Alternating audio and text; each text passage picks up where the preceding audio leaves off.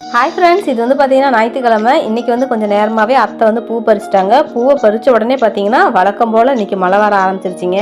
மழை என்னமோ தொடர்ந்து வந்துகிட்டே இருக்கிறதுனால தக்காளி ரேட்லாம் ரொம்ப அதிகமாகிடுச்சு. 1 கிலோ தக்காளி வந்து பார்த்தீங்கன்னா 80 ரூபா. இந்த வருஷம் கண்டிப்பாக விவசாயிங்கள்லாம் தக்காளி வந்து பயிர் பண்ணாங்க அப்படின்னா கண்டிப்பாக நிறைய லாபம் பார்க்கலாம். ஆனால் வர மழையில் நிறைய தக்காளி வந்து நமக்கு லாஸும் ஆகும்.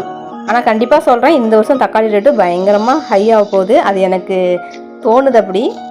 நாளைக்கு வந்து குழந்தைங்களுக்கு ஸ்கூலு. நாளைக்கு வந்து குழந்தைங்க எப்படி ஸ்கூல் போக ரெடி ஆகிறாங்களோ அதே மாதிரி நாமளும் கொஞ்சம் நாளைக்கு குழந்தைங்கள ஸ்கூல் ரெடி பண்ண இனிலேருந்தே நாமளும் ரெடி ஆகணும். அதனால் வாங்கிட்டு வந்த காய்கறியெல்லாம் அழகாக எடுத்து அடுக்கி வச்சுட்டு சமைச்ச பாத்திரத்தெல்லாம் எடுத்து விளக்கிட்டு குழந்தைங்களுக்கு தோசை சுட்டு சாப்பிட வச்சுட்டு அந்த பாத்திரத்தையும் சேர்த்து விளக்கியாச்சு. அதுக்கப்புறம் பார்த்தீங்கன்னா நம்ம செல்ஃபு அடுப்பு எல்லாம் நீட்டாக தொடச்சி வச்சாச்சு. நம்ம சிங்கு தொட்டியுமே வந்து பார்த்தீங்கன்னா ஒரே ஒரு பாத்திரம் இல்லாமல் நல்லா ஃபினிஷிங்காக இருக்குது. சமையல் ரூம் வந்து இந்த மாதிரி நீட்டாக இருந்தால் தான் அடுத்த நாள் வந்து குழந்தைங்கள ஸ்கூல் அனுப்ப நம்ம வந்து ஃப்ரீயாக சமைக்க முடியும்.